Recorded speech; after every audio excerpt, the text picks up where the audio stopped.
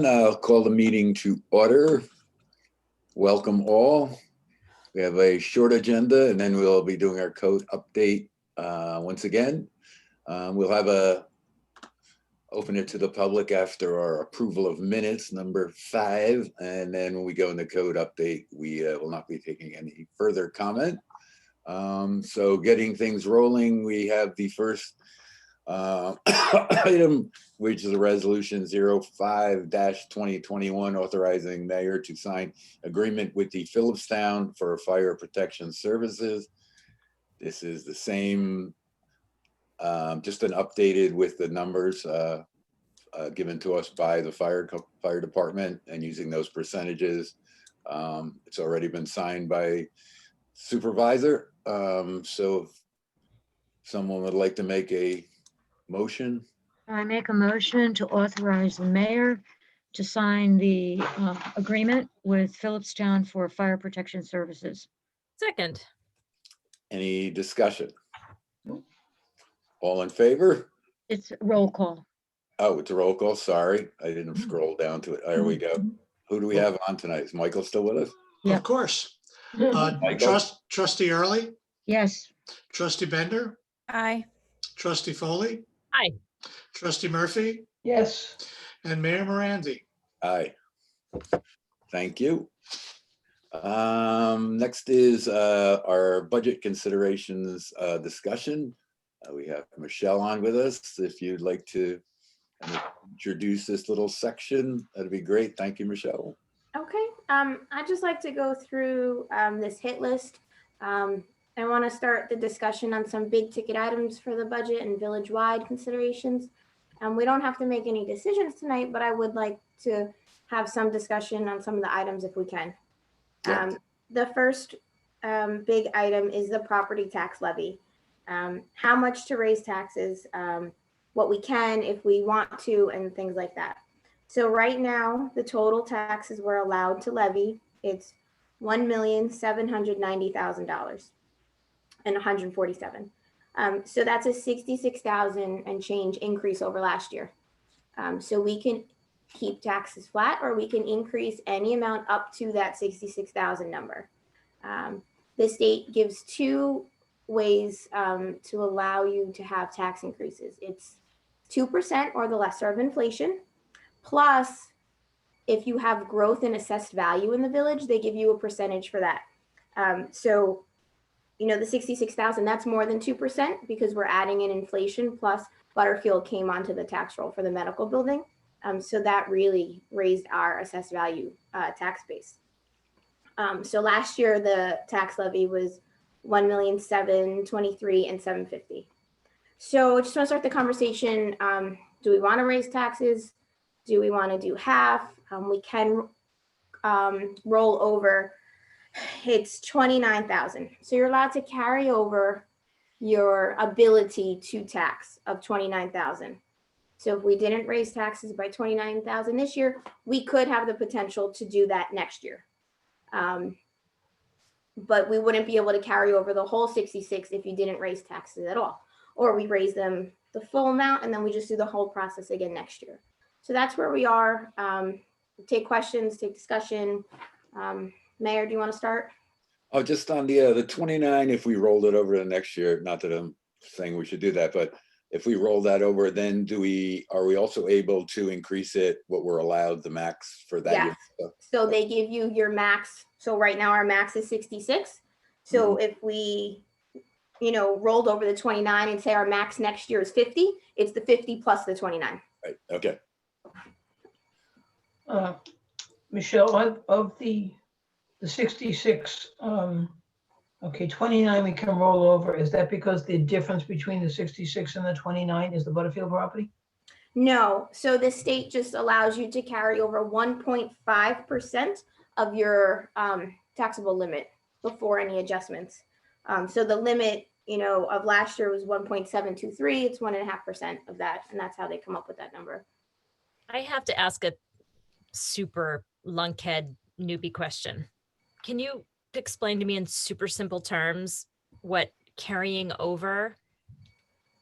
I mean, I understand that you're continuing from one tax year to the next. It's but- So I guess you're pushing to next year your ability to raise taxes by 29,000. So if you give up your option of $29,000 this year, you have the option to raise taxes next year by that 29,000. In addition to whatever max they give you. Next year. Michelle, can we defer the answer on this until we see Of how course. the budgets come in? It seemed to me that it would be really helpful to our residents if we did not do the full amount.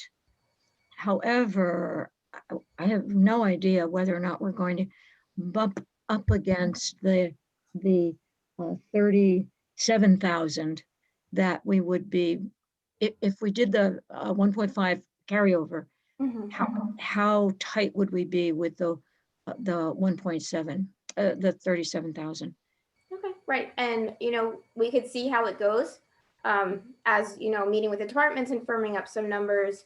I just want to put it out there, and I didn't know, maybe everyone was in agreement one way or the other. So if not, that's fine. We could see how it goes. So then I think I could put in a placeholder and work towards that number. And then if we need it, or I can lower it. Well, you look at, Anybody? sorry, based on what you, I mean, because you've seen across the departments, I mean, are there, because it seems like the general fund is in pretty good shape, and what we looked at from water and sewer today, there's nothing, unexpected coming. Does it feel like we're in good shape, or do you think there's some necessity to bring in additional funds? I can't answer that tonight. While I have met with every department, I have not put a total on the departments or brought all the departments into, the big general fund or the water and sewer. I didn't factor in benefits and health insurance and things like that yet. So I would have a better idea. I think March 2nd, I think I said I would have a preliminary budget, which is before the tentative. It's, it might not even balance. It'll just give us a good idea of where we are. And after that, we could decide what we want to do. Yeah, I mean, I agree with Marie, just that if we don't have to raise it the full amount, we shouldn't, just given what a hard year it was last year for everyone. But obviously that also depends on the needs of the village. So, Michelle, if we raise just, Go ahead, friend. I'm sorry, if we raise just the 37,000, do you know roughly what percentage that would be for everyone? Is that like 1% or less than 1%? I don't have the tax rolls right now yet.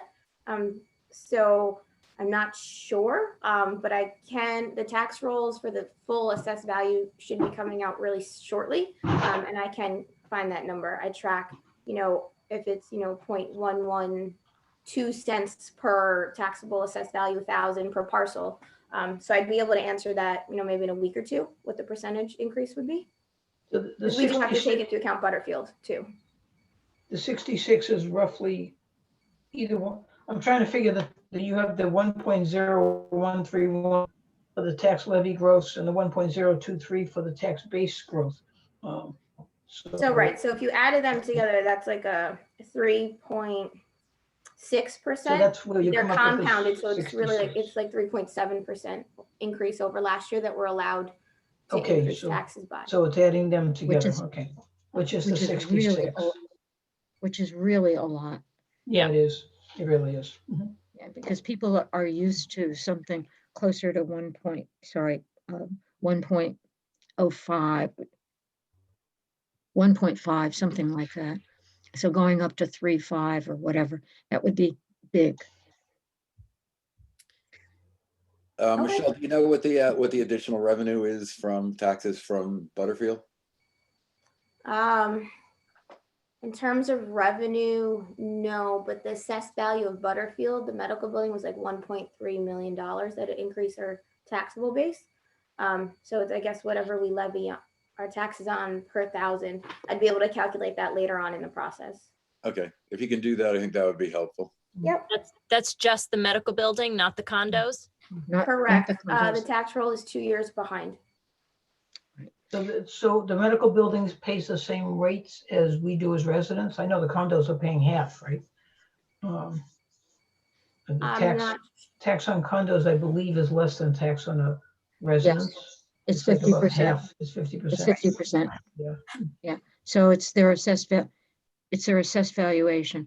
I just took a look at a condo that is up for sale, and their assessed valuation is significantly less than the current sale asking price. Mhm. And I think it has to do with how frequently Phillipstown reassesses or doesn't reassess properties. Sure. So my understanding is when a property gets sold, the sale price does not affect their assessed valuation. That assessed valuation only changes through a building permit, Oh, interesting. Or a Yes. reassessment or an overall reassessment by the town. Yeah. which hasn't been Which- done in Quite some years and time. years and years. Yeah. However, if my understanding is if Phillipstown gets to a population of 10,000, which we may see in the current census, in the 2020 census, they are obligated by law to do a reval Ah. across the entire town. Interesting. That's my understanding of the law. And you all know I'm not a lawyer. We would never say that. Michelle, one of the things I'd like put on the table is a salary increase for the mayor, although God knows he doesn't deserve it. Oh, God, no, can't do that. In observing the amount of time that Dave has had to spend on village matters over the past year, as well as the angst, I think he merits an increase. We had this discussion last year, and I have not discussed this with Dave at all. We had this discussion last year and decided against it, but I think we should have that in our budget for this year, for the current upcoming fiscal year. And I was thinking, Dave, maybe $50 a year. You That's think where I that's- would limit it. Thank you. Thank you. I don't know if I would even accept that. I probably wouldn't, but I do appreciate that thought. That was worth the raise, Marie. Thank you. No, I mean, the amount of time that you have spent over the past year has been incredible, and it shows no sign of abating in the upcoming year. So I think that I'd like to put that on the table. It's more than a full-time job. Yeah. Already. Besides the I can say painting and the the same repairs and the, For both of the trustees I worked for, so I don't know where we go with that. We're doing it for the love of the village. I think one thing that we should consider, I'll skip over this one. Our increases, we have the PBA agreement, which we're coming up on, which will be an increase for sure. Probably 2 to 3% for 3 or 4 years, depending. And some other things that will be involved in that. Marie's working on that right now. So we have to consider that.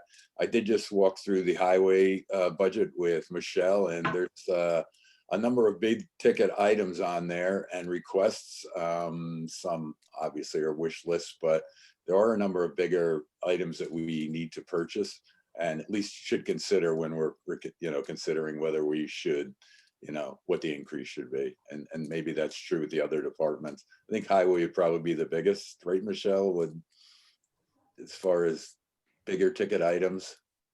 in the general fund, yes, the highway would have multiple big ticket items that, they're requesting.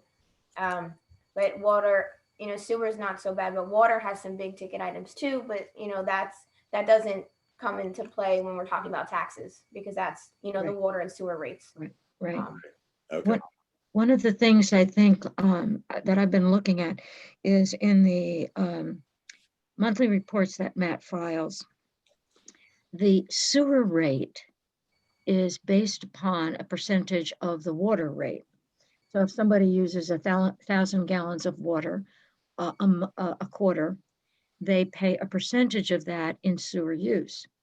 The assumption is that some percentage of the water that comes in does not go out. Water's in, sewer's out. My observation of the numbers is that's not holding true. So I think one of the things that needs to be done Marie, sorry, not to cut you off. When sewer is billed, when Ann does the billing, Yes. I'm pretty sure the same consumption amount is used. It's not discounted.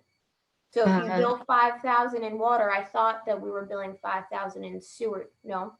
No, I believe that it's a lower rate sewer. The assumption is that, for example, in the summertime, the outdoor water gets used outdoors, and it doesn't enter the sewer system. I can go back and check, but that's my remembrance. One of the things that I'd like to do is reevaluate the ratio of in versus out from actuals, and then take a look at the sewer rate to see whether or not it is appropriate for what we're doing. As you know, there's a significant amount of cost in handling sewage. And if we're pumping more stuff, I don't mean to be, if the use of the sewer is higher than what is assumed in the taxing structure, then the sewer taxing structure, then I think we need to go back and look at it. I'll see what I can pull together on that. Okay. Is there a salary increase that you're considering, Michelle, across the employees? No, that's what we're gonna discuss today. If we should put a placeholder or something like that until something's decided upon. I mean, every year, What is, every year, Sorry, Fran, go ahead. every year we go through this, sliding scale on the employees. We talk about merit raises and never quite get that off the ground. Then we do a flat 2% or a flat 3% or whatever it is. We have these discussions with the managers, and we had one today with Matt, which was interesting. So we get his feelings on his staff. So I don't know if we want to do between 2 and 5 based on what your supervisor thinks. I don't know. I don't know how to handle. We do this every year, and we sort of bounce this back and forth. I think for now, I mean, I would put a placeholder on this, and I feel this is an executive session conversation when we're talking about individuals. And, Definitely, yeah. so I wouldn't want to get into it too deep tonight. I think that we could put a 2%, if people agreed on that, placeholder on stuff. I think we do need to talk about raising rates to our base rate in highway. I agree. Get any kind of qualified help, or what they're being paid. So I think that's a discussion we should have and discuss, who we have and how that affects them and whether that's worth it. But again, I think we should do an exec session and put a placeholder in here now if you need one, Michelle. Yep, and that's what we've done the past 2 or 3 years. We usually use 2% as a placeholder, and then we adjust as needed, just to start putting the budget together. We'll have something in there. I think that's really important in terms of thinking about being competitive with surrounding municipalities. We did a pretty thorough, well, the last time we hired, we did look at a lot of different communities and stuff. And, but then we just found out, a guy could get $7 more an hour for a different type of job. So we need to rethink that. All right, so we can have Jeff add that to another meeting, so that we'll agree to put 2% as a placeholder across personal services lines, and then we'll discuss that at a later time, and then we could keep going down the list. Then, if that's. Do you want to, since you've kind of talked to Matt about that, or have a feeling, and I'd like to get this done as soon as we can. I'm sure you'd like to know too. Talk to Bugsy about this. And then maybe we could have a meeting. Do you think we could do that before our next meeting? We could have an executive session next meeting. Do you think we could get some information from those guys, their feeling on their I think so. We got some feelings from Matt today. We got a little bit from Bugsy. And then Larry's is the PBA negotiation. So, right. And then the village board as a whole would have to talk about, put their own input on, shared service staff, like village staff. And we But can I think that would be fine for next meeting. could probably include the PBA. Will you have your next meeting before then, Bree? Not before. No, it's Tuesday. It's Tuesday. What is So, the yes. timeline for that, Marie? How does the PBA negotiation timeline coincide with the budget process. Theirs is already expired. Their, So their contract's expired, so we're working on it. And once we negotiate it and come to a final decision, then it's incorporated. We either, we have to go back a year or whatever. And Retroactive. is the goal to have a conclusion in that negotiation within this current budget conversation, or you don't know? I would think so. Yeah. Marie? It would be ideal to do that. Ideally, yeah. I don't know that that can be achieved. Got it. One thing I'd like to put on, another thing I'd like to put on the table is another staff, possibly part-time, for the village office. When we talk about things like short-term rentals and the paperwork that's going to have to be done for them, when we take a look at some of the other record keeping or administrative functions that are currently going on, I think we should look at the possibility of another at least part-time person. I think that's really smart, Marie. Particularly, there is that function, and then there is determination of applications being complete before they go before boards and things like that. I mean, I think a position like that could help smooth review processes for applicants, whether it's STRs or planning board, could be really helpful. I think, so for example, I attempted to get a spreadsheet that showed the number of water units per property. And in my mind, that should be a fairly straightforward thing to do. However, it took a while to get that. I'm trying to find out how current water users can do a daily review of their water use. There's got to be some way to do that. And so that, what I think is a fairly straightforward function, I think needs to be described and documented and made available on the village website. Now, somebody's got to do that, working with Matt to come up with what the steps are for anyone to do that. Kathleen, thank you. I think there are a number of activities or tasks that currently fall on the desk or desks of the village staff. And I think having another desk that those tasks could fall onto would be very helpful. I agree. When we went to the Badger meters, wasn't that part of the product that everyone was supposed to be able to get online and watch their own I usage? think And for some reason, we I think- hesitated. It's think- called Eye on Water. it's called what? Eye on Water. Okay. And we hesitated to do that in the beginning, and I'm trying to remember why. Why we didn't open that up for everyone, but everyone should be able to just sign on and get their own accounts. The same way you can get your bill. Agreed. I totally agree with you, Fran. It should be there. It should be an easy Yeah. thing to.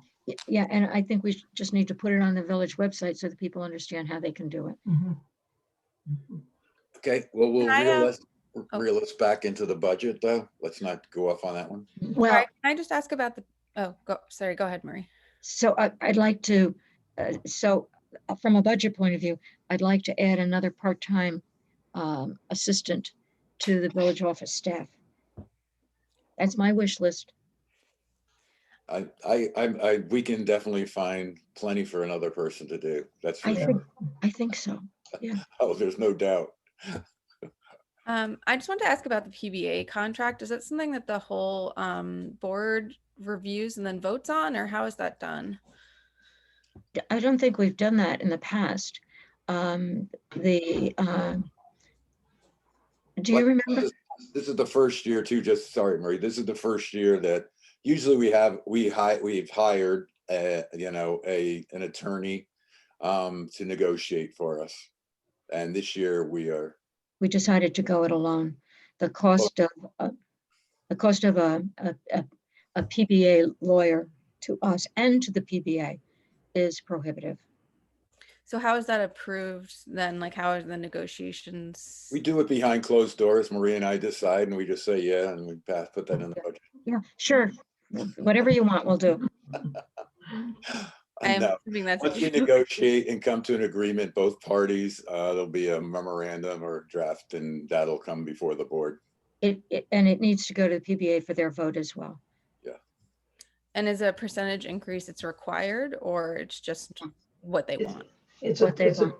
it's a typical union contract negotiation, you know, they asked for 10, we asked for 2 and somewhere in the middle. Yeah, I've been in unions before. I just wasn't sure what the relationship with the village board, how that worked. We basically go through the whole contract, and they will either ask for increases, and well, they will ask for increases in all the different areas, and we'll either agree on those or not. And Marie's done a great job. Her and Michelle have both been working this year, and we're getting the same quality as we did with the attorneys, as far as I'm concerned. They'll also Seriously, ask we for, are. I think they'll we're- also ask for other concessions that have nothing to do with money. And so we have to evaluate those as well. What are you able to elaborate on that? What are the non-budgetary concerns? I would not. More coffee?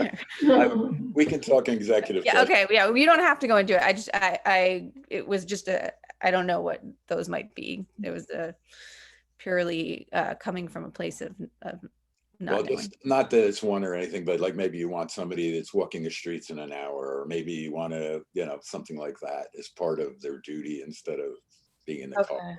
It's something that's not going to cost money, but we feel would be, invitations change. to the village, or, or they might have something too.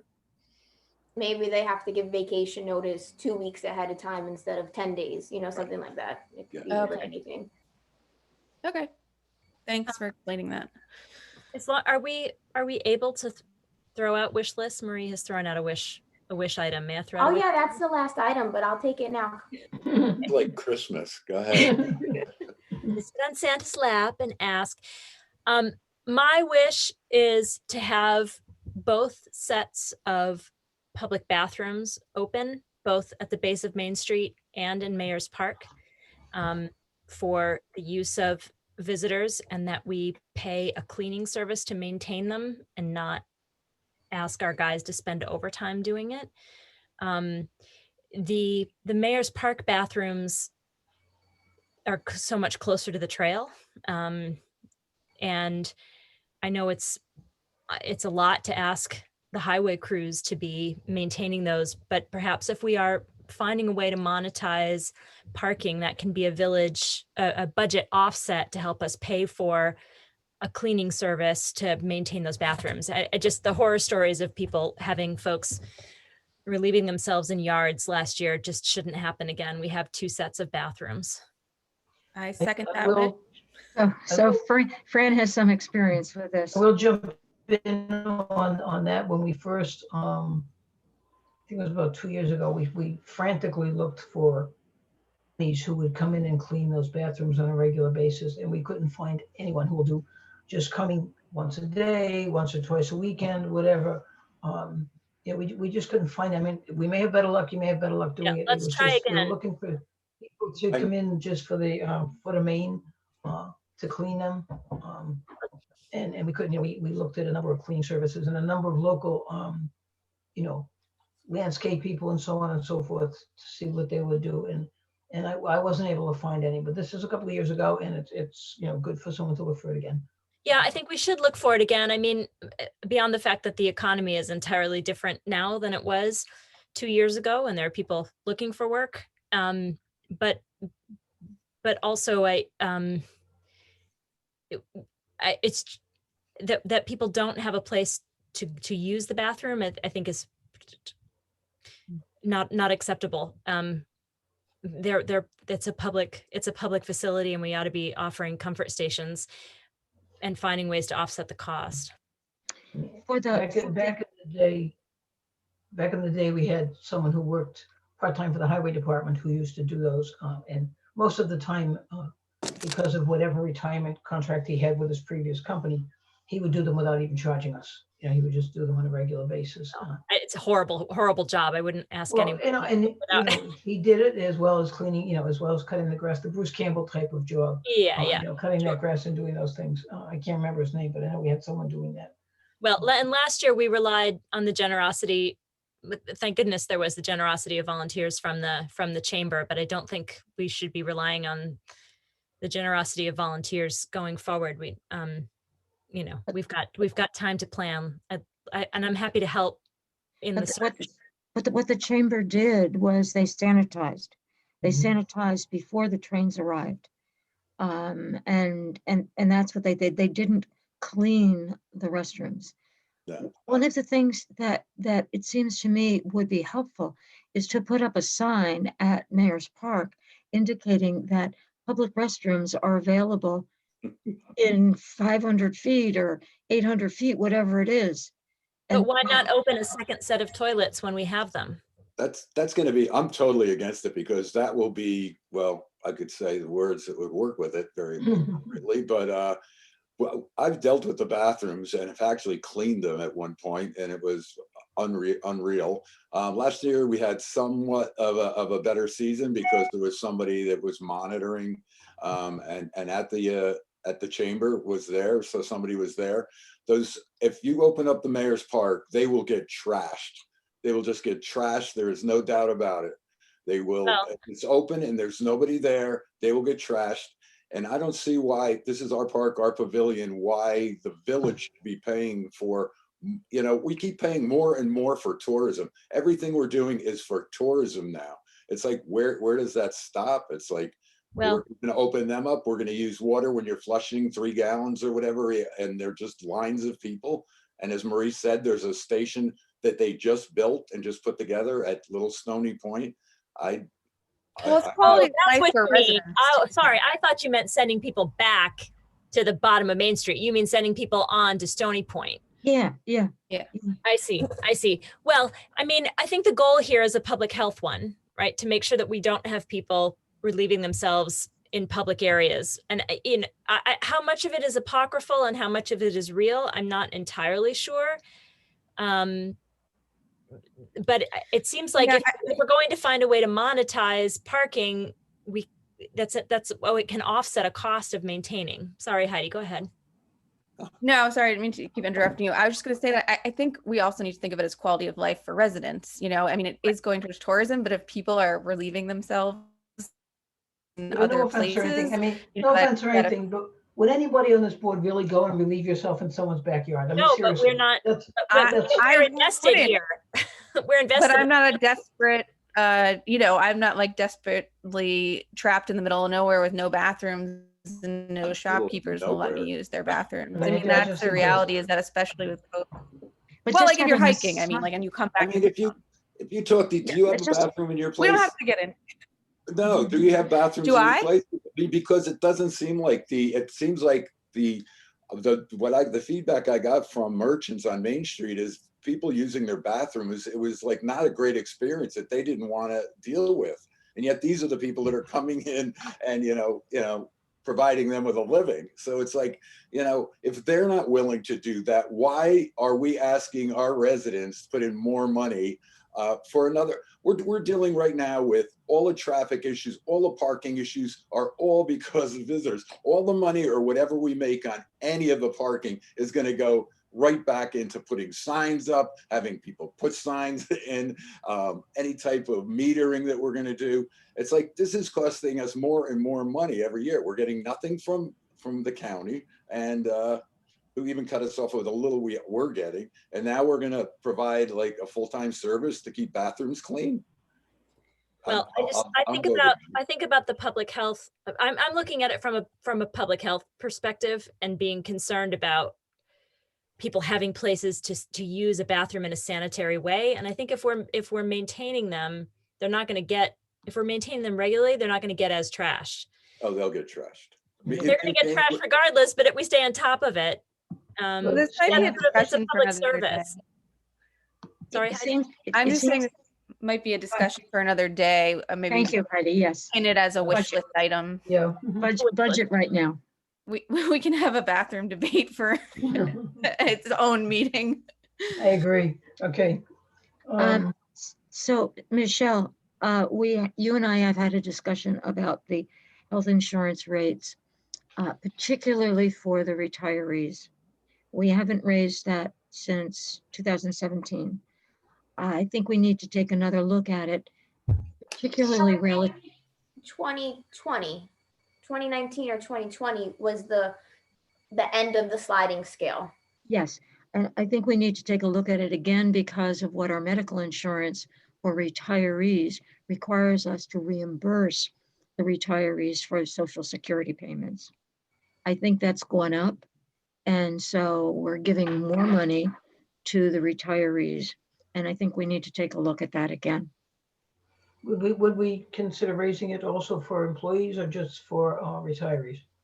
Well, the way our medical insurance works for retirees, the village is obligated to give a certain amount of money each month to each retiree and their spouse. Right, I remember that, yeah. Yeah. Mhm. And that number has gone up Right. in 2021. But they're And paying a percentage of their medical insurance, is that correct? they are paying a percentage of their medical insurance, and Mhm. that has stayed the same. I'm not suggesting to increase that. What I'm suggesting is to I'm suggesting that we increase that based upon the Social Security reimbursement rate we have to give to retirees and their retired spouses. Okay. So on the other question, the current employees are also paying a percentage of their insurance, right? And is that has not moved, if I'm correct, any more than the retirees, right? Is that also 1920 was the last time we changed that, Michelle, for the current employees too? They're both at 15% Right. of the actual cost of their particular health insurance plan. Okay. Mhm. They pay in 15%. Yes. Right. And They health pay insurance- us. Premiums, we pay it in full, and then the retirees pay us, and I deduct money from everyone's check for it. So the premiums themselves tend to change every year. Usually they go up. So even if the 15% stays the same, if the premiums go up, the retirees and the employees may be increasing their contribution, but it's not a percentage increase. Okay, gotcha. Premiums go up. Mhm. Yeah, okay. Mhm. Okay. The next item, Michelle, I don't know if you want to talk about the engineering that we talked about with Matt today, the Yeah, professional services. Matt's not too keen on P&D and how well they've offered advice or their lack of advice. For water and sewer, Matt has experience with some other engineers, and there are at least one large project that needs some engineering, maybe even like 2 or 3. And Matt used the word wishy-washy, like he's not sure if P&D would really give him the best advice and the best engineering for the plan. He wasn't happy with how they went through the screw press, and I know that P&D was supposed to be like an all-around contract engineer, but maybe we separate it out. Maybe, if Matt has experience, we could think about maybe doing an RFP or trying another engineering firm for water and sewer, and then finding, another civil engineer, for the road work and, other miscellaneous things.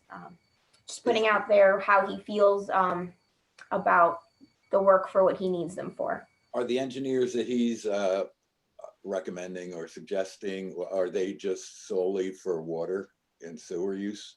That's what he was suggesting, I believe. Now, I don't know who they are, but that's what One he of was. them, he said, was interviewed by the board a couple years ago. But I don't know their background outside of water and sewer, if that's their only thing or that's just what he knows them for, and they may do other things. Well, I think all the ones that we interviewed did both. And the reason why we picked P&D is because they seem to be have more knowledge in water. I'm totally fine with that. Even if he didn't suggest that, I would, because I'm not happy with them at all. Yeah. Yeah, he said there are some, big items around the water and sewer plants that he really would like an engineer to be there for him, to look at these things, to pick them up as they're going through, and that he could depend on. Yeah, that makes sense long-term also, to make sure So- you've got the right folks at the table. So should we consider another RFP? Yes, definitely. Okay. I think, well, I'll talk to Matt and ask him if we're going to have to send out this is professional service. We don't have to, right, Michelle? So professional service, you don't have to, but it's a best practice to do it. Same thing is you do not have to go with the lowest bidder in this because they're offering a service, not like a standard good. But you don't have to do it. And you did do an RFP. So if you were, to consider one of the engineering firms that you've already interviewed, maybe it was a couple years ago, but you've done your due diligence and maybe they were the second runner up and, number one didn't work, let's try number two. Or we can put it out and see if, new companies come. It really depends on what we want to do, but we're not required to. Okay, I think we should do an RFP, and then I got to make sure that included in that is the firm that Matt's suggesting. Okay. So Dave, Thanks. you're going to get the names of the firms from Matt? Yeah. I'll ask Jeff to resurrect the RFP. Okay, perfect. Okay. Sounds Along- dramatic. Along those lines, is anyone, so for water, has there been any money put in the budget on Matt's wish list for additional Chazen work?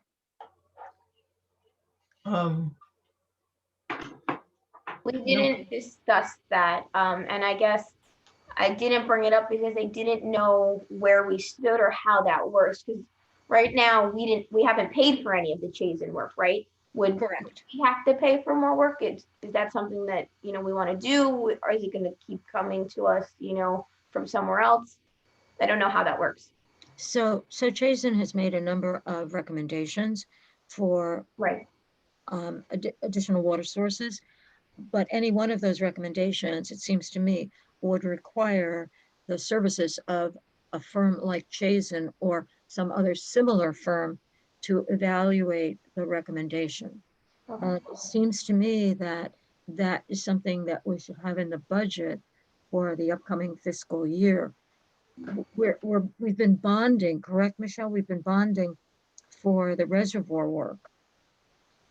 And a ban, we've been banning. ban? Yeah. No. Oh, we Only haven't. for the DEC connection, but not actual work to the dams or the Oh, reservoir. okay, so that's good news. We're not paying for that. But it seems to me that we need to develop some sort of plan to either proceed with the dam repair or search for alternate water sources. Yes. And we need to put money in the budget to do that. I have no idea how much. I'm gonna throw out $10,000. So then I take that back. I don't have money in there for Chazen, but I do have money allocated for dam engineering because, Okay. that's where the work has been going. But it could clearly be reallocated to, engineering in a broad sense, not just for the dams because it's similar work. So then, Okay. yes, there would be money for that. Okay, Yeah, do you know off the top of your head how much money that is? That, since it was a large project, we usually use fund balance for, I have at least 30,000 in there for it. Okay, so we may not need to put more money in. at And this- right. And the thought there was that once the DEC, if they ever did say yes, is we'd have to have that money to jump on it to get the work done. So by balancing with the fund balance, it's a one-time project and the money's available when we need it. Okay.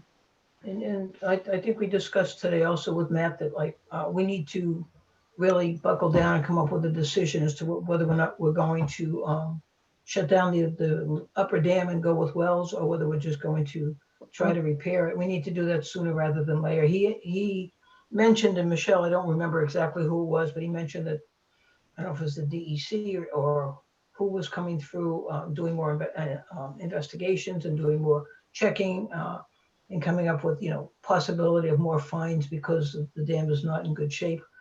So, I mean, rather than us sitting back on this, I think we need to really make a decision sooner rather than later as to what we're gonna do. So Fran, that's what I'm proposing the money for, Right. to look at what our alternatives are, how expensive they are, what kind of volume of water they could potentially produce, so that we can say, okay, we don't need to fix the dam. And if we don't need to fix the dam, what actions do we have to take with the dam? Do we have to Right. deconstruct it? Right. There's money for that kind of engineering in this year already as well. So Yeah, we- In 35. in the water budget Yeah. in 20, year end 21. Correct. For next Okay, year. so the challenge is to use it before May. We can, because it's fund balance. If not, it just goes down into savings and then we reallocate it next year. Okay. But it's there if we want to start without having to move anything around. Okay.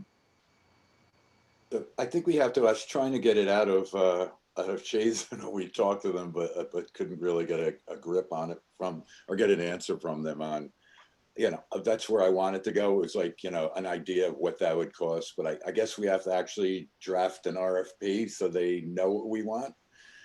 Well, I would think a step before doing that would be a conversation with them. Not in a Zoom meeting with 50 people on it, but say, can you give us an idea of how much money we're talking about? Right. I thought that's what we were trying to get at. And Yeah. Weren't they gonna write Marie- a proposal? Marie's question was, how much are you going to charge us? But Mhm. I think if you have a private conversation with them, you get a sense. Weren't they Because gonna they write a might- proposal for us? Wasn't that where we left off, that they were gonna write up a proposal? I haven't seen no, anything. I think they needed some direction from us somehow. They've actually, I think did they send the whole board an email? I got an email wondering what was going on. So No. I didn't get Right. anything. they're eager to get working with us. And I think, did they say that they would do some work for nothing, provided that we promised that we'll give them the job at the end, Yeah, whether it was yeah. the design or something, that was gonna be free, provided that we sign something that says, yes, when you finish all of this, you've got the project. Dave, could you forward the email? Yeah, I will. I was just really basically them asking for, I forget his name, was asking where we were or interested in knowing Yeah, what yeah, we'd like to do. yeah. But I'll So- send it, not a problem. I'll send it to everyone. But okay, well, so we'll have that conversation and we'll see if we can set something up. If you want to do you want to meet in person or do you want to have a Zoom just with the board or, well, we can't do the whole board or, well, we could. Tell you what, send the email and I'll give them a response indicating that we're interested and Okay. asking them what our next step should be. Okay, I think we kind of asked them, but didn't get, I'll be interested to hear their answer this time. Okay, I agree. We So definitely need to move ahead on that. So, Yeah. So then after professional service contracts, so we talked about engineers. Are there any other service contracts that we need to change? If not, the next topic would be vehicles. not right now. I would like to have a conversation about attorneys at an executive session, Okay. but I don't think that would wouldn't affect the budget at all. Right. Okay. So then additions or replacements for vehicles. I have one. It was dropped from the budget last year, but a new police car. So every department, has a wish list. So Larry is asking for a new Explorer. Bugsy's asking for, 2 new trucks. 2 new dump trucks, and then water and sewer. It has already been approved for them to go looking for a new truck to replace their old one. It was in the budget this year. It's just getting the specs, and then once they have the specs, doing a formal approval to order it. But that's in the works for this year. So next year it's a police car and 2 dump trucks. I thought I thought there was money in this year's budget for a truck for highway. So we're doing the garbage truck, and there is money and we could, but realistically, through the whole process, you're not gonna have another truck delivered by May 31st. So can we move that money to 21, 22? Well, yeah, that's what we wanna bring up is, Dave, Kathleen and I talked to Bugsy, and we were gonna say, let's do one large dump truck to replace the old yellow large salter. And then he's going to look at one of the smaller dump trucks to see if we should talk about replacement or talk about repairs. And then Larry wants the police car to retire his oldest vehicle, which I think is 11 years old. So those are large village-wide items. Next year, there will be no vehicle payments for police. So last year, I think the thought was, let's not do 2 car payments in the same year. But the last car purchase for police is now paid off. Gotcha. And So the highway trucks are paid off as well. So the police vehicle that's 11 years old, it's not working anymore, or what's the issue? It's Repair costs. a lot of repair costs. It doesn't have the capability for, the updated laptop and technology that we have. There's issue with the wiring that can't be fixed. Not all of the lights work. It's showing its age. And they usually have, a 4-vehicle fleet, and because 3 vehicles are at least used 8 hours a day. So if one's in the shop, you would need that extra car.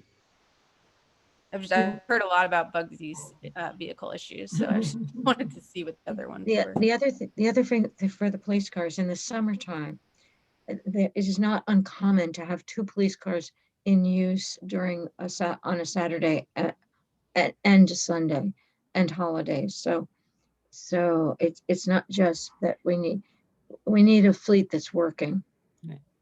And is there a way to get vehicles that don't have to be idling in order for the laptops to work?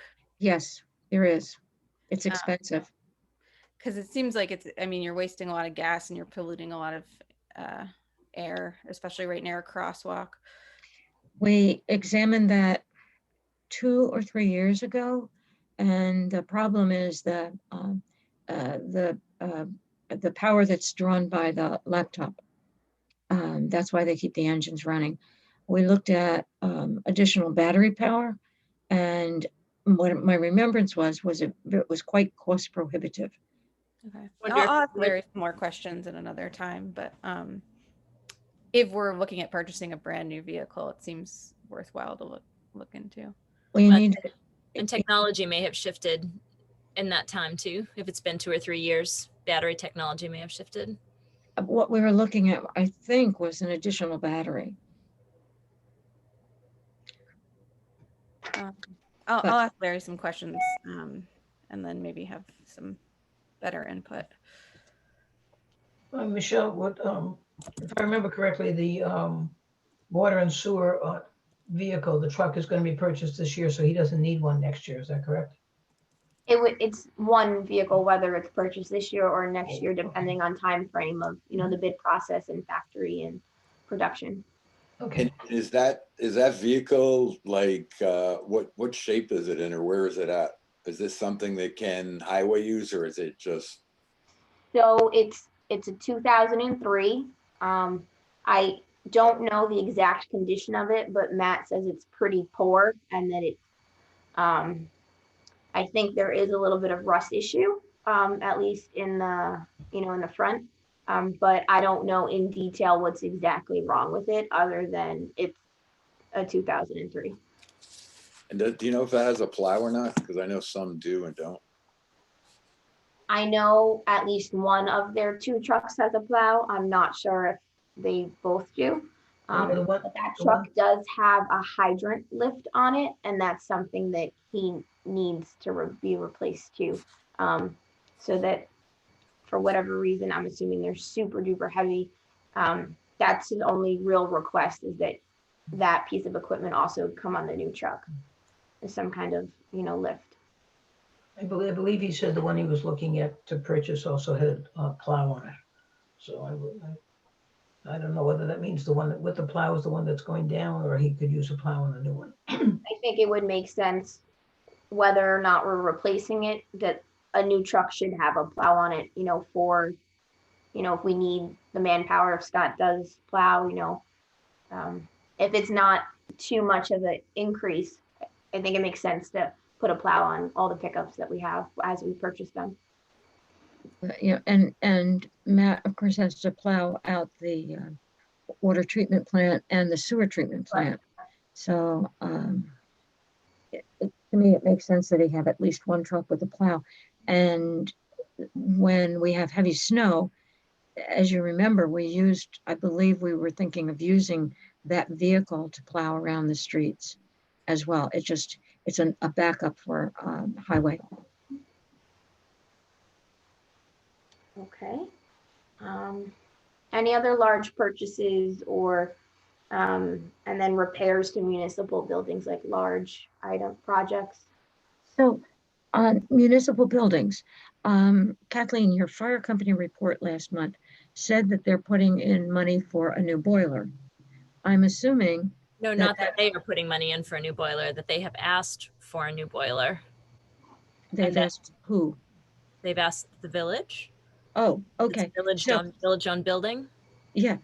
So what I wanted to make sure, the way I read the report, was that they were putting it in their budget, money for a new boiler, and I didn't want it to be double counted. Oh, no, I think what they meant in the way he wrote the report, what I think Tom meant was that it had been submitted back in October when Michelle met with the treasurer as on the wish list for the village.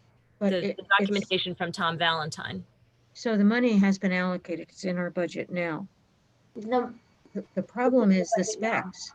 Pardon me? The RFP needs to be reissued, is my impression. Yeah. I'm happy to do whatever work needs to happen with Michelle to make that happen. Well, I think the problem.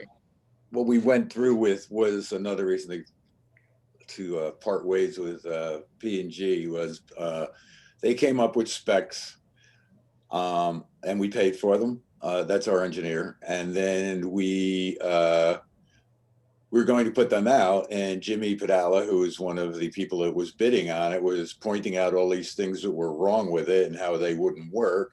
And pretty much they rewrote the specs based on what Jimmy was telling them, which, just makes me think, well, why didn't we get Jimmy to do the RFPs? And then they just came in really high. The numbers with prevailing wage, I forget what the total was. Yeah, and it sounds like that there was a problem of, this is before me, obviously, but it sounds like there was an issue with comparability among the responses. Yeah, the specs were, yeah. What about the possibility of having the fire company put it in their budget, and then we don't have to deal with prevailing wage? I don't know what's legal, if that's legal or not, if it's a village. Shaking her head no, and I've already. I see Michelle having a heart attack. I'm ignoring Michelle. It's not legal. I think about it in this way, that we own the building, we are the landlord, and the firehouse is the tenant. That boiler that's down there now is like a Volkswagen in size, and the water heater is rusting into the ground. I think one of the issues is, as we have it bid, let's look at more efficient technology and see where that comes in. Now, I understand that gets you into an area of looking at potentially zoning and piping, but we may be able to reduce the oil Kathleen, costs there significantly with a different. Interrupt just for a second. We did Sure. all that. The boiler that we came up with was the most efficient boiler that we could find, and all of the piping, everything was exactly what you're saying. We're suggesting we did. We were changing that. We were changing to a hot water heater. We were adding everything and making everything as energy efficient as possible, using the best products out there. And so what went wrong? Well, the problem was that it got to the end and there were some discrepancies in what the people were using because some people were using Badaris as the boiler and others were using Weil, whatever it is. I can't think of it Oh, offhand. you mean the people who were bidding on the People were RFP? bidding, some of the stuff was different. I don't think the specs were written that well. So there was a Okay. bit of difference and we weren't too confident in that. And then we have to deal with, I agree, it's our billing, it's our responsibility, but it's prevailing wage then. And Yeah, prevailing wage is gonna double what, you know. So the suggestion that they would pay for it would be great, but I've already tried to skirt every, I've ran every way possible around Michelle or talked to her And about so- doing that being one. So unless we want to go against Michelle, and I don't want to go up against her, what does John First say? well, he'll get back to us and research it for 5 or 6 months. No, but No, basically, As I far guess, as what? I mean, as far as what goes, as far as prevailing wage? Whether the fire company could contract for the work and pay and the village reimburse the fire company, the 501c3. You definitely can't do that. I mean, from every, whether when I was on the school board or whatever, the same things come up in the same, can we get around this by having someone pay and then we pay them? It comes back to Reimburse- prevailing yeah. wage again. Say But that it's not even that. It's just the fact, like reimbursing. If it's for the village, it should go through the village. Like reimbursing is not, even to go out and buy, pens for the office. That's why we have our procurement policy. That's why, we do all the checks, we handle all the vouchers so that everything is through us. Although I might be able to go to the dollar store and buy a pen and that's so simple, it should go through Staples, which, it's just, reimbursing is not the best practice. It's not really the right thing to do. And so it sounds like what needs to happen is that the specs for the RFP need to be redone. Is that right, Dave? Yeah, I'll talk to Jimmy and see. It's kind of tricky asking someone that's gonna have to bid on it and they might not get the job to actually write specs, but I'll see if he has a suggestion. He knows the place inside and out and he's the one that kind of basically wrote the last one. So the things that they were interested in was zoning so that they're not heating the whole building all the time. So there's, the portions of the building that are empty aren't Right. being heated to the same degree. On-demand water, since the building isn't used all the time. Yeah, those are the two things, zoning and on-demand water, Yeah, just they so were we're included using last time. less. Say that again? They were included last time. Okay. Those were some of the issues. We were just said, well, we're just wasting all this energy. Yeah, exactly. Boiler's just wasting. It's a monster. So you will find some members of the fire company and who have come back to us who insist that they should be able to buy this themselves and have us reimburse them. And we've been back and forth with them on that a number of times, but they'll insist they've done it before and that's okay to do. And we just can't go that way. Well, the I other mean, thing- we have to comply with state law, and that's it. So Well- alternatively, rather than reimbursing them, why don't we have them add that cost to their overhead? Because it's our building, we own it, and you're asking a tenant to improve our asset. And the tenant has improved the asset in the past. They put in air conditioning. Okay, so I did not know that the tenant has improved the asset before. That's as a landlord myself, I wouldn't want tenants improving my building. I'd want to be in charge of that. But okay. Sounds like we need to sort of get a sense of what has been done in by way of building improvements, asset improvements previously. So we know that we need to do this, maybe, to keep up going with the budget, that how we do it, RFP, who does all that stuff can, we'll look into it and come back to that. But at least we know that, this is going to be another fund balance project. It's there for this year and, we'll carry over the money and I'll obviously increase it some more. And then we'll look into ways on how we could do this. Sounds good. So other large building repairs, municipal building repairs.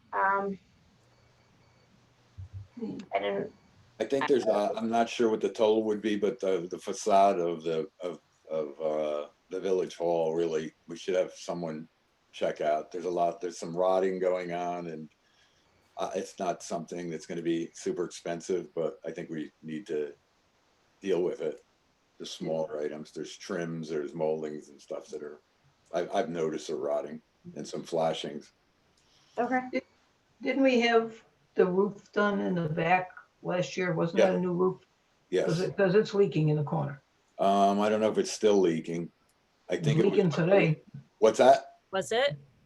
Michelle, was that leaking I heard, or was it my imagination? Something was dripping. I just don't Something know was where it dripping. was from. Yeah, behind where the flag is, We couldn't see any water coming through. but I could hear. yeah, You could hear the dripping, yes. right. It And it was was by very the obvious. flag? I'm sorry? Where was the dripping sound? Southeast corner. Really?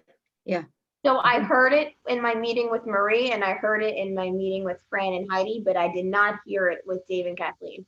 And all these meetings are spaced 2 hours apart. They knew Dave was there. You can see the tiles are stained And it's in the courtroom? in the courtroom in Yes, the corner. yes. All right, it's probably the flashing against the Yeah. wall. Either that or, it's just blocked and all this melted snow is gonna, Yeah, that's probably what's doing it, but it shouldn't be doing that. It's brand new roof. I'll check it out. I know the last time it was leaking right below the door as you enter, and that is directly below the door upstairs. yeah, no, And this the is a, flashing is not there, or, the way it was done. Yeah, it's the southeast corner above the flag. Okay, I'll take a look. At least that's where the sound was coming from the east wall. And it was in the south section of the courtroom. Okay. you're with a stain.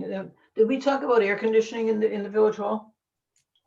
That's another thing we could look at. It's for the police department doesn't have air conditioning, got a wall unit. Jeff and I have wall units. I Can you don't, get, not there enough to need one, but the other areas. can And you then get the splits? The rest of the building has an old handler on the roof that, it works, but I don't know how well it works or how much longer it's gonna work. Like in Dave's office, there's this old kind of like handle that you gotta turn it on and off. It's so strange. So I think if we're gonna look at, the areas that don't have it, and if we end up doing an RFP or quotes that, maybe we look at the whole building and maybe something would be more efficient, or, maybe we do it over different budget years. But I think that's something to consider too, is that handler on the roof. And I'll talk to the guy that does the AC stuff for me, HVAC stuff. Mm. I think he has looked at it already, actually, or part of it. So I'll ask if I can meet him and go over it. okay. I agree. I think that, I'm not sure how old that unit Yeah. looks pretty old. I mean, if you can, maybe splits, because we have splits in the house here, and they work great. Yeah.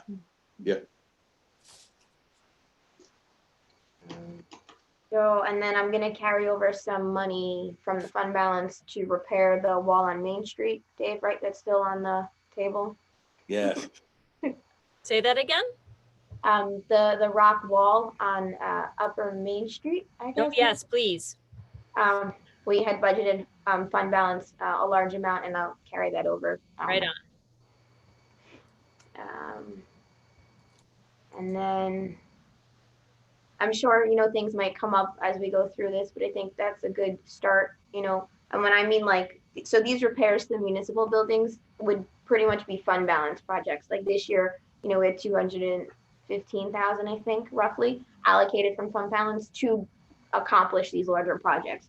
So I'm going to assume that it's also going to be a number like that, especially since with COVID, we didn't have a lot of contractors. We didn't really do much. So I think it's going to be a high number like that again next year. Michelle, what's the P&L on water and sewer? The water fund and the sewer fund. If I remember correctly, the general fund was giving them money? Or was it the other way? Water and sewer contribute to the general fund for shared services. Oh, okay. There was no movement of funds from the general fund to water or sewer. So they're self-sustaining. That's Correct. okay. Correct. So Dave, Kathleen, Bugsy, and I talked about, the paving and some sidewalk storm drains that need to be addressed. I had that on this list, but, we covered that Oh, earlier today. So the bank across from Mayor's Park on Fair Street. We need something done. Murdoch's. Pardon me? Rupert Murdoch's. Yeah, No. yes. Not, We not need, Murdoch. we need something done with that. And in my opinion, we need an engineer to look at it. Is that our property? Is that No, village property? it's not our property, but it's our problem. That's not what John thought. We've got water. John said, if you want to go by what the attorney said, John didn't think that was I mean, we went through this, but we're fine with getting an engineer. It's going to be a very expensive project. And on someone else's property. Yeah, the problem is that we've got a water pipe, a drain pipe that comes across it, an open drain pipe that drains water. It's our water. It's God's water. It's So true. the infrastructure, That's the fair. infrastructure that's going across this private property is village infrastructure. There's a sewer line, there's a water line, both of which are buried. And then there's a storm drain that is not buried, that is open. And the issue is, sorry, I remember listening to you all talk about this last summer, but can you refresh? The issue Sure. is that our drain has failed, or It's an open pipe. It's just a huge open pipe. sitting on his parcel. Yep.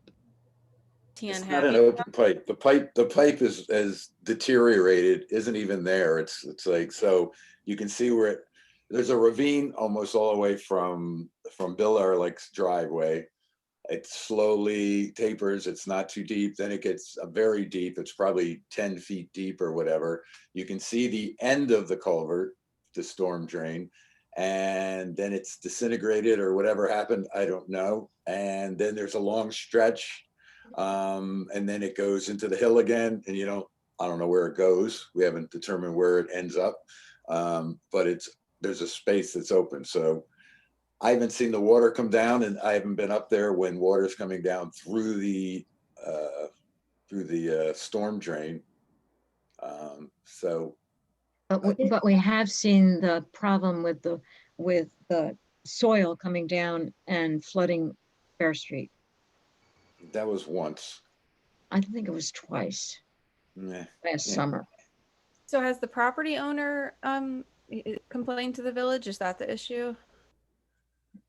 Well, it started out that the property owner wanted to sell it. And then he wanted us to do something with it so he could sell it, I believe, or wanted to use it. But then he decided for whatever reason, or maybe that was just so he could get interest in it. It's very steep. It's incredibly steep piece of property, almost useless. I think Rupert could actually use a little bit on the top if he wanted, but the rest of it is like probably a 60-degree angle. And so he ended up selling it to the neighbor, Rupert Holmes, and so that he wouldn't build on it. The other guy wouldn't build on it. So he did it kind of as a buffer for his property. He has his house right there. And so I don't know if Rupert's complained. No, he hasn't. At least he hasn't gotten in touch with me. And he has created a little patio up at the top of it, which he can access from his house.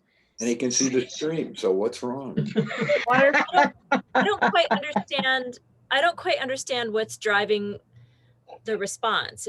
If the property owner isn't complaining, and that I don't understand what's putting this forward now.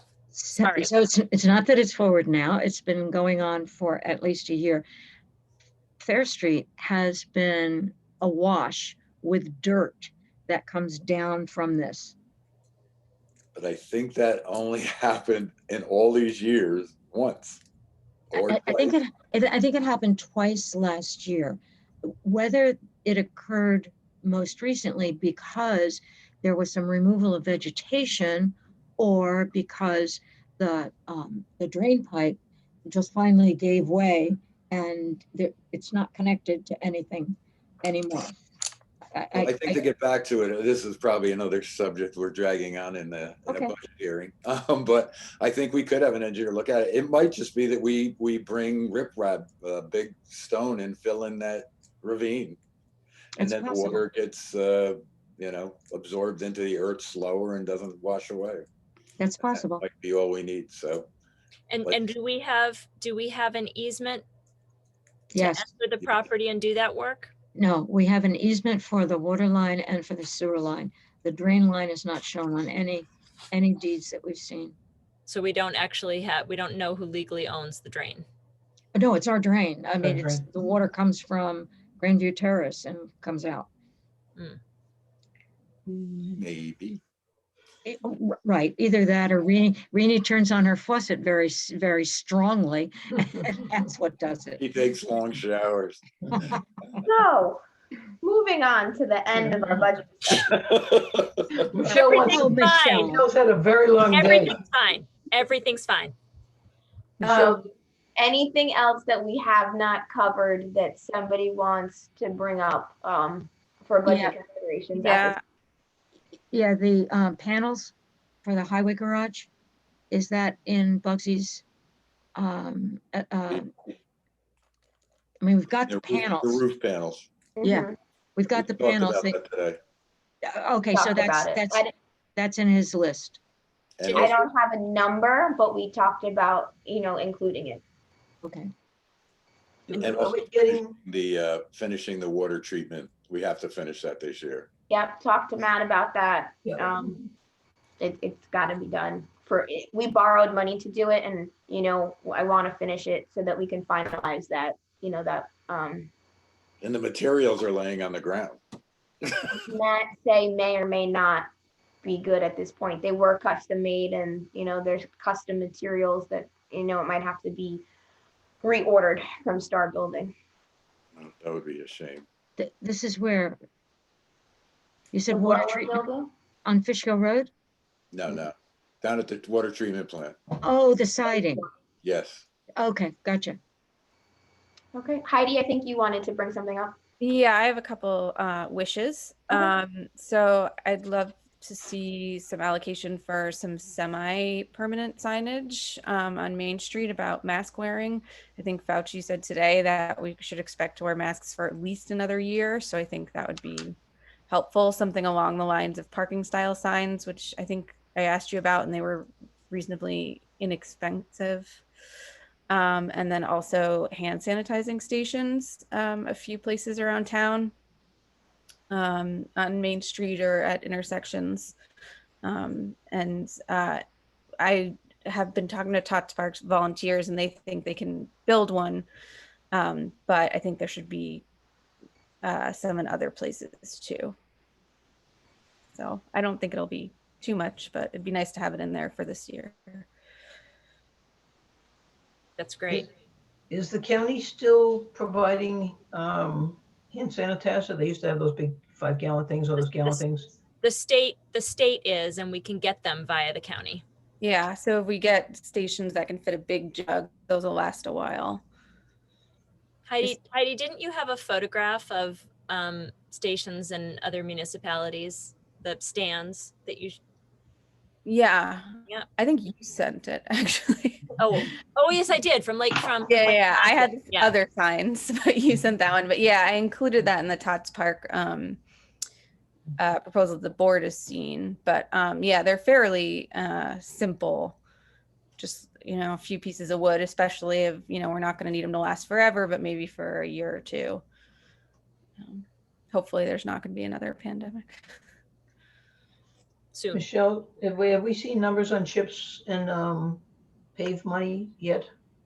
No, I expect that the state's budget's usually approved by April 1st. So we'll have those numbers before we adopt our budget. But, I assume that it's going to be the same 39,000 and then another 8 to 10 and possibly another 7, depending on the 3 categories. Going back to Heidi real quick, do you have any pricing or anything, Heidi? Do you know how much money? I think it seems that it wouldn't be that much money, and but if you have prices, any kind of pricing on the station, so I really know what we're dealing with. Yeah, I can send it to you. I mean, I was thinking like for materials and installation, it's going to be less than $100 a station. Oh, okay. So yeah, we're not talking, yeah, huge amounts, but I I'm would, asking, I've seen metal stands on Granger that are commercial and they're heavy duty and they are hundreds of dollars each. That's why I was asking on pricing. yeah, I'm thinking something simple, especially, you know, again, like we're not looking for these to last for 10 or 20 years, but if they can, you know, be up for the next couple years at least, I think something sturdy and wooden is the example we looked at. And it's really just a few pieces of wood installed into the ground that, that has a sign holder and a place for the sanitizer to go. Okay. Any other comments or ideas, wish list? Good. Okay. Okay. Sounds good. So I'll just keep working on the budget. Like I said, the preliminary budget, it might not balance, it might not be 100% complete, but at least it'll give us an idea of, you know, things to start making decisions on, like how much money do we have, if we raise taxes, if we don't, if we split it, you know, how much wiggle room do we have for raises for some other big ticket items, little ticket items, things like that. So I'll work towards that. And if anybody has any questions or thinks of anything, you know, please reach out. Thanks so much, Michelle. I know it was a really long day for you, but you've been so helpful and I really appreciate it. Thank you. Thanks, Michelle. Thanks, Have a Michelle. good one. Okay, I'll talk to you guys during the week. Okay. Take care. Right. Good night. Marie, when do you think we should talk about the, you know, if we're going to talk about increases, and I think at the same time we could talk about the PBA, think next Thursday, you think Tuesday be too early? Tuesday be too early. Okay. Do you want to try Wednesday, just preliminary, or I mean, are we meeting next Thursday? I mean, yeah, the following. Yeah. Yes, we are. Well, do you think that'd be enough to go, or do you want to wait longer? No, I'm pretty sure my next meeting with them is on March 2nd. I guess I'll wait and hear from you Tuesday. Let me know Okay. how it goes. Go for it. Yeah. It'd be good if we can incorporate that in our. Well, I've already given Michelle an estimate of, so she's working with that. Okay. Okay, great. Okay, what do we got? Some minutes here to do and some Bills. I thought we had Before- the update from Yeah, but let's, Kathleen. my recommendation is let's get the administrative stuff out of the way so we can pay bills. Yeah. So Oh, to that what do you end, I make a motion to approve batch number 5919 in the amount of $57,506.20. oh, second that. Any discussion? No. All in favor? Aye. We have approval of minutes, February 6th, 21. Board of Trustees meeting. I'll make a motion to accept. Second. Sec- Any discussion? No. All in favor? Aye. Aye. And lastly, on the minutes, Village Board of Trustees, February 9th, 2021. I'll make a motion to approve. Second. Discussion? All in favor? Aye. Aye. We did skip over the update on police reform. I think I was talking to Kathleen a little bit, just we can do a kind of a quick recap maybe. She had sent us plans and also survey. I'm fine with both. I think we should, my recommendation and I think this was also hers, is to, you know, put together a draft for the plan, and we can then substitute or put placeholders in as far as the survey goes. If we don't get it totally completed, we'll have the plan ready and we can put where we're at in that process along with everything else. If we don't get, you know, some of the stuff done, if we get it done, all the better. We can include that in the plan and send it off. So Kathleen, is that kind of where you feel we're at? Yeah, I mean, I feel really great about the progress that Fran and Larry and I have made in the last couple of weeks, we have a draft survey together, and we've had comments from the board and have modified. We've looked at survey security. We've looked at a rollout of an initial electronic version and then paper versions. Fran has started getting the questions into SurveyMonkey, and Michelle has helped us find some funds to use to get the full version of SurveyMonkey, so that we have the number of questions we want and meet the full data capacity. And that, of course, could be used for other projects too, like surveying around parking, et cetera. So it would be a one-year contract with SurveyMonkey. So that is rolling forward, and thank you very much to everybody for comments. We'll make sure you see it again before it gets launched. I have drafted an outline for a plan, and I'm beginning to fill it in, and I'll be reaching out to folks for help in areas where I need it. And I think that you're right, Dave, that we can sort of identify wherever we are in the survey process. I'm really grateful to, especially to Marie, who brought a lot of historic perspective to the outline. So I feel like we're in good shape, and this will very much be a statement of this being the beginning of our process and the beginning of public comment and public participation. Fran, do you have anything you want to add? No, I think we're in good shape. As Kathleen said, I've put in to SurveyMonkey the drafts of the questions as, not the final ones after we've renovated them.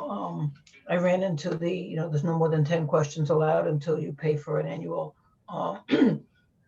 contract with them, which is not tremendously expensive. So Michelle, I think Kathleen spoke to Michelle about it. So, we're ready to go with that. Once I get the rest of it up, I'll send everybody links and you can take a look at it and see how it runs, see how it works, see if you think anything is out of line or whatever. And then we'll take it from there. So like within the next couple of weeks, I think, the survey should be ready for everyone to test it out. So that's about where we're at with that. So when are we aiming to get the survey out? Once I figure out how long, before I can get into SurveyMonkey and get that account so I can get this moving, which shouldn't be too long, and then get it all to you. I would say venture, where are we? This is the end of February. A couple of weeks, Kathleen, before I want to get it to the board I think first. on the outside, a couple of weeks. Yeah. It's gone. Everything's gone much quicker than we hoped that it would. And I feel really good about the way we've tied all of the questions back. And then we'll talk about the distribution and, the links and the paper and so on and so forth. Once it's done and everybody takes a look at it, we'll print some out and we'll Can we test talk all about the. the distribution now? Because I think that's one of the major points. I'm not ready to talk distribution. Are you ready to talk distribution, Kathleen? Or you want to just What's hold until we stopping get. us from talking about distribution? What did you say, Heidi? What the content doesn't seem to be necessarily related to distribution. So even if the survey isn't finalized, I think it makes sense for us to have a plan in place for how we're going to get it to people. So in the last time we were all together and had this conversation, concerns were raised about survey security with having the survey available just as an online link to be sure that we were. Explain to me what the security issues are that you're worried people are going to take the survey. I wasn't a concern that I had, so as someone who had the concern, want to. We just didn't, we were trying to keep it to people who are interested in this village. We just didn't want to just send it out for the world to take. We wanted to start it out in sections. We wanted to start it out with, Jeff has a listserv and we could send out the link through Jeff's listserv. We can send notices to everyone. If you want a copy of this, you can call us or send us an email. We'll send you a link to it. And we can move it in stages. We can go out with paper copies, and everyone has said, at least a number of people have said either, they would be willing to go door to door. And I think you were one, and I think Dave was one, and I was one.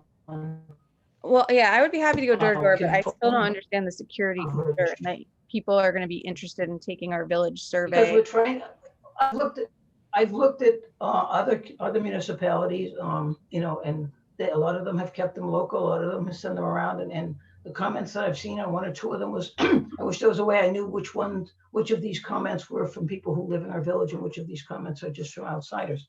I think we need to know. And I know we're asking the question.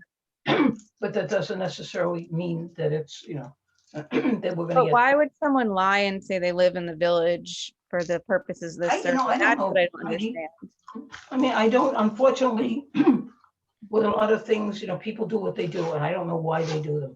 But why do you think they're going to do them? That's what I don't understand. Because to me, I can't imagine why someone would want to take our tiny village survey.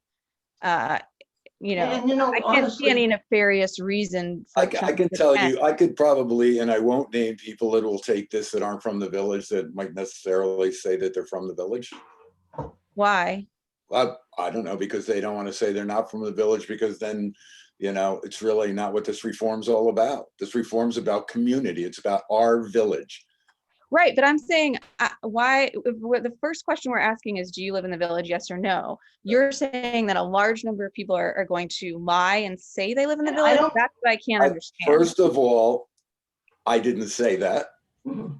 That's. No, I'm asking the question. I just said that I could name a couple people, and your statement was that you're saying that there's a large amount of people. That's not what No, I said. I'm asking why. So I'm asking, my goal is to make this survey available to residents as the easiest way possible. To me, that's sending a link on the village website and the village Facebook. And we're saying we can't do that because there's security concerns. So I'm trying to understand these security concerns, because to me, it doesn't make sense that someone would want to take our survey. What do they have to gain? Actually, haven't we solved all of that? And isn't it going out to everyone?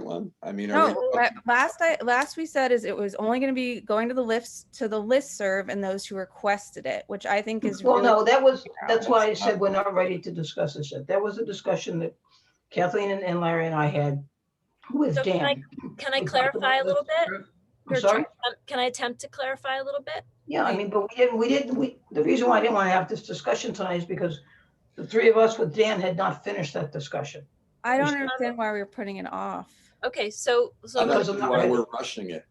And I wait, said there's that no from- rush. I said this no from rush. day one. I think Heidi, There's you no have to rush. let this play out, and it's all happening as quickly as it can. If you I want to have it done in discussion. 2 seconds, it's not going to happen. They're working on it. We have 3 people that are working on it. I know, It's and I not would their like to only- ask I'm talking, please.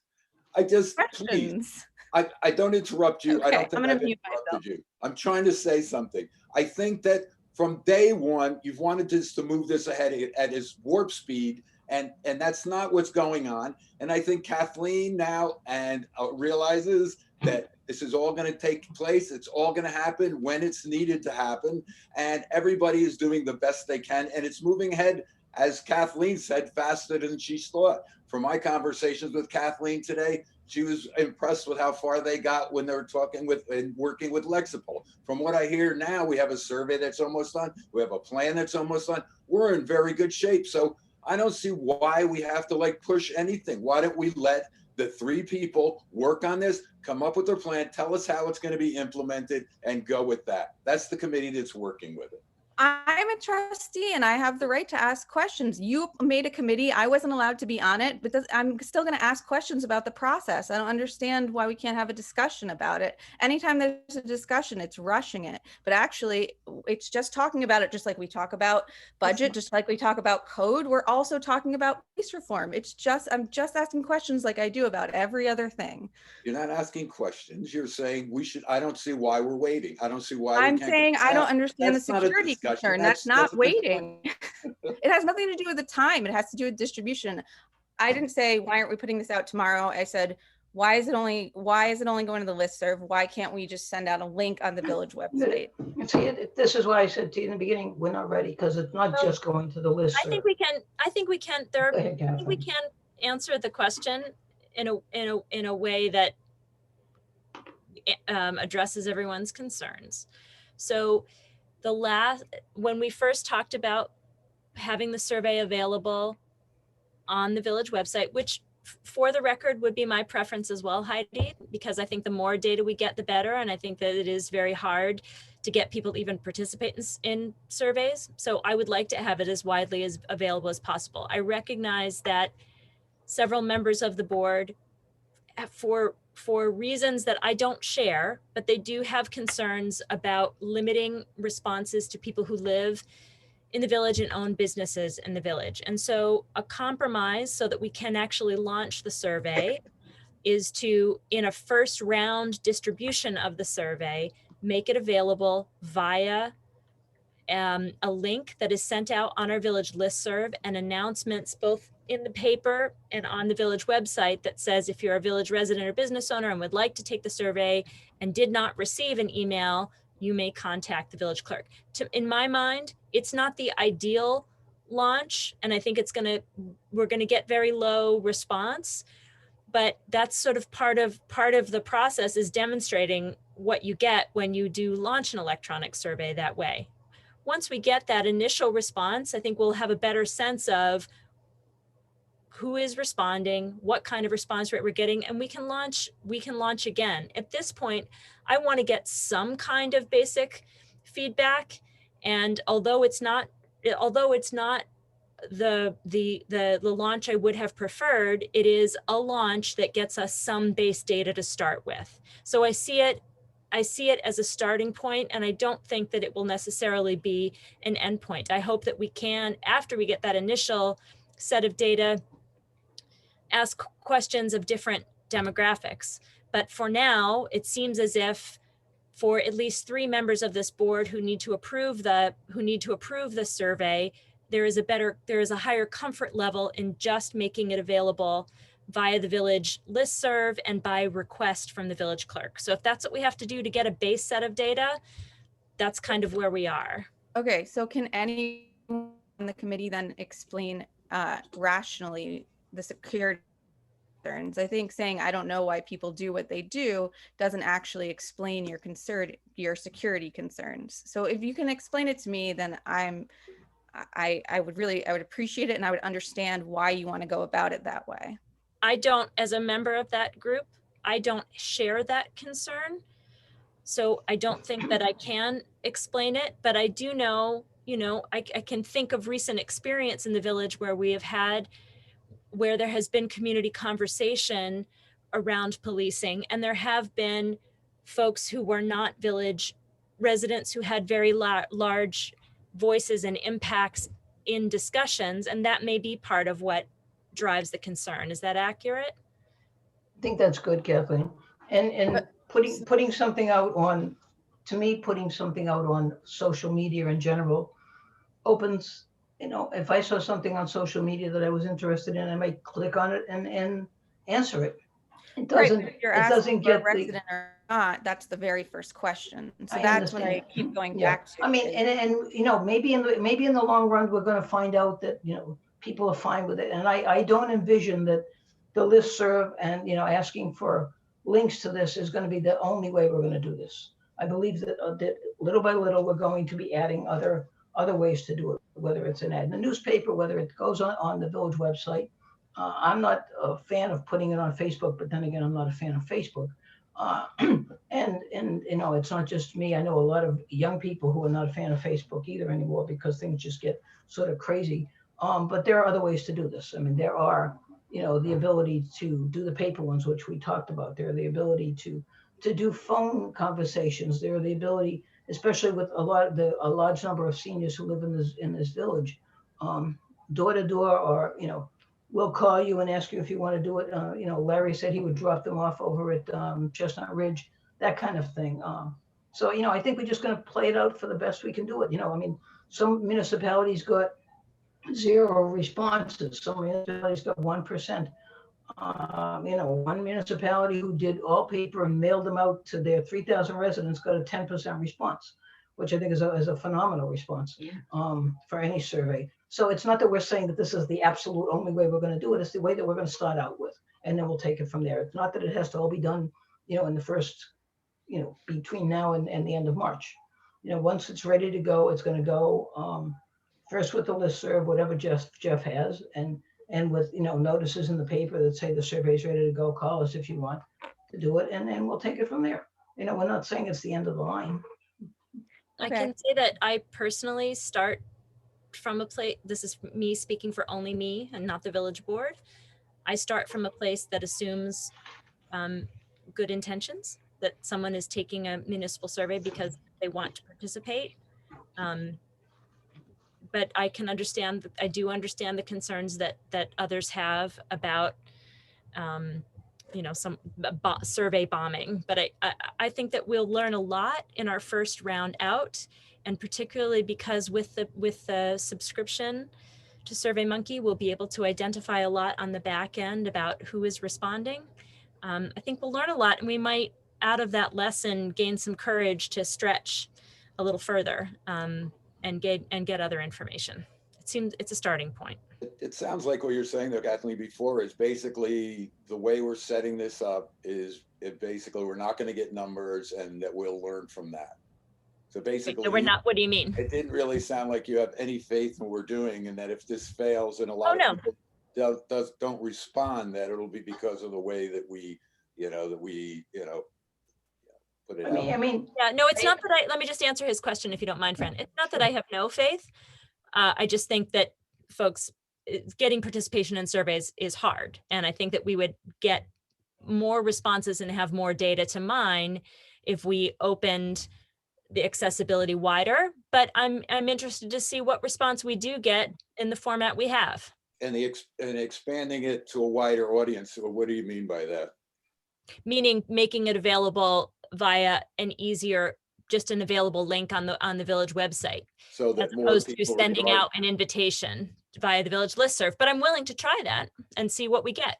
So are you saying though that so if we got more input from, do you feel like the residents aren't going to have the chance, or do you feel like we should get more information from more people and that'll be more valuable because there'd be more people regardless of where they're from?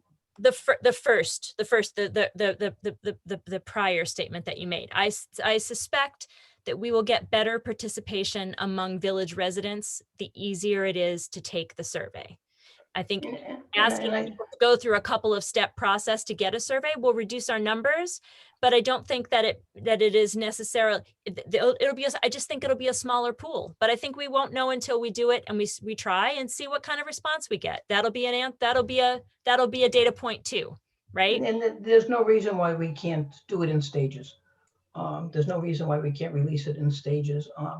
And the listserv that we have is not tremendous. About Whether or 500 not people, names. whether or not people actually call in for this, that's to be seen. And so, I mean, we'll just take it step by step. We don't have to have every village resume. I'd love to see that a lot of residents really care about this. Whether or not they do, I don't know. It's not a tremendous survey. It will take you probably less than 10 minutes to do it. It's basically 14 questions. But they're really good ones, Fran. They are. We worked really hard at them. So I think we're in the right direction. Let's just take it step by step. Thank you, Fran. Thank you, Kathleen. Thanks, Heidi. Thank you, Heidi. We'll get there. I appreciate it. Anything else on that subject? Just I can't remember who I've talked to and who I haven't. A quick update from the Lexipol side, from the policy side. Larry and I worked with our Lexipol trainer to identify those chapters that do and don't apply to Cold Spring. So we've knocked off a chunk. I think this process is going to go at a reasonable pace. We've gotten through a chapter, and then we're starting in next with use of force. We've gotten through non-biased policing, and I need to share that out. But there isn't much change to be made before you all review. It's mostly going through and making sure that titles are right and his, her versus their is right, and all of this. It's getting easier as we go along, and I feel really confident about the process and being able to get new policies and good policies before the public before too long. Okay. Thank you. Yeah. It's about 16 after. I don't think it's worth getting into anything else tonight. So if there's is there public comment? Anyone on? Heidi, did you want to discuss the Tot Park, or is that for another time? Well, I asked for it to be Sorry. on the agenda for next week to take a vote on if Okay, people I'm are, sorry. Yeah, okay. yeah, so I'm happy Thank to you. wait on that, but thanks. How do you have to raise your hand to say comment? I think Michael should be letting people in. Go ahead, Rebecca. I see your name. Unmute yourself. Yeah, I was just Could you just going, state your name and address just for the record sure. here? Rebecca Ramirez, 13 Church Street. Thank you. I was just going to say not to begin any conversation because it seems to be there with a lot on it. But for survey, if there was a concern, I was wondering if it's not something. I was just going to make the comment that you could perhaps have required questions that have address or asking address and zip code. That way you can see what responses were coming from village residents and which ones were coming from outside of the village. So just a comment. Thank you. Thank you. Thanks. Eliza Starbuck is waiting. Oh, okay. Hi, I'll turn my video on 1 second. Hi. Name and address, please, for the public. I'm speaking for myself as a village resident. I live at 173 Main Street. And couple comments. I agree with the comments on the survey. I think that it should be online. It's like asking for survey takers to only take it if they have a home line. Like, you know, this is the 21st century. We need to make things easy for people to do it if you actually want them to do it. So creating a survey that has lots of difficulties to even get to take it, I think it shows or expresses probably a message that you're not intending to send, which is that you want to limit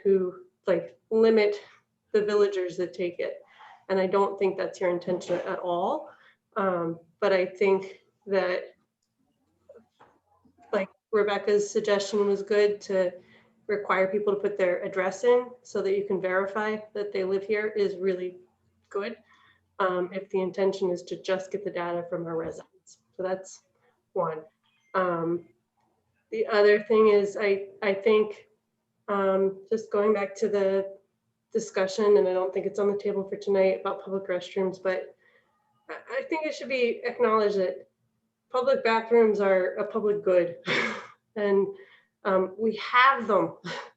We have facilities. And if the village were able to hire someone to clean them regularly and not, a separate person whose job that is, I think you can find that person and they could clean 2 separate bathrooms and make it an hourly rate that makes sense, paying 2 people or 1 person handling 2 bathrooms.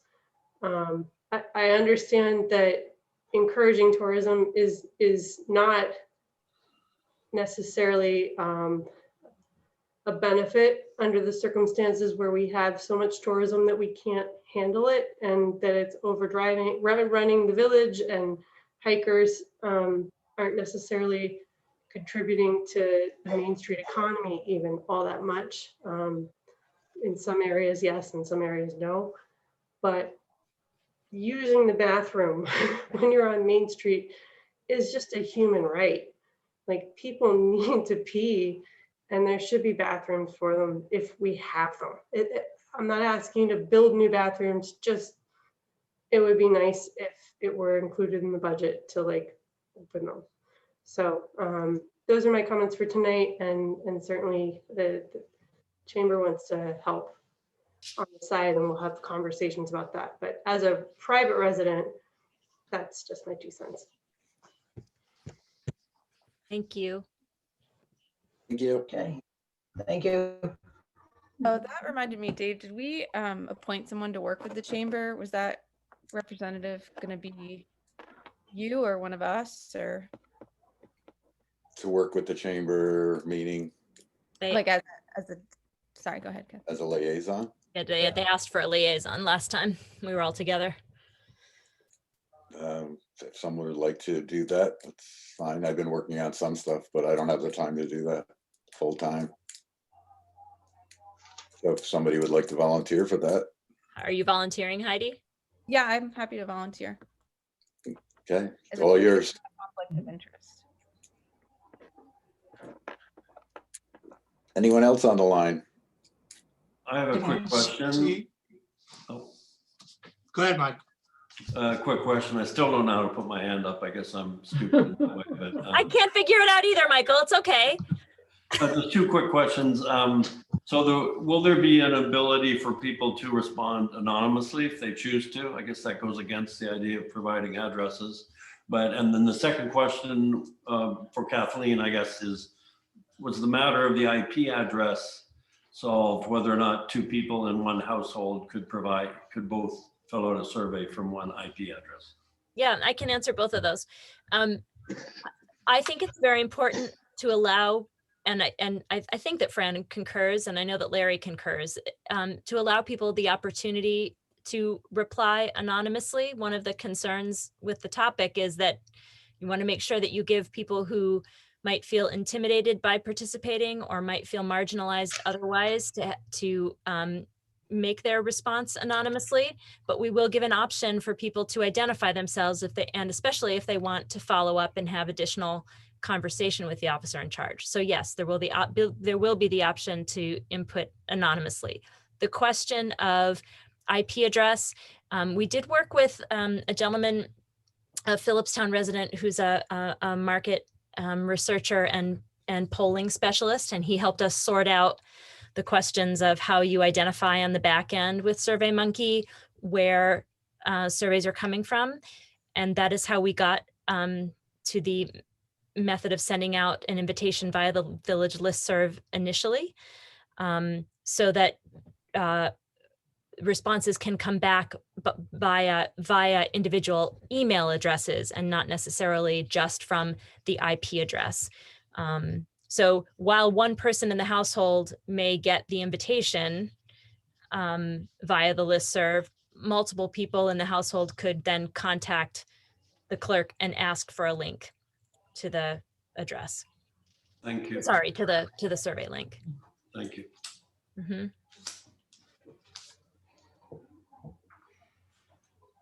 Anyone else, Michael?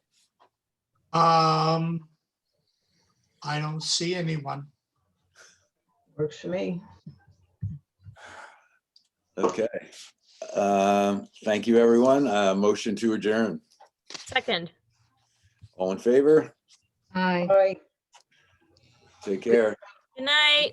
see you Thursday. See you Thursday.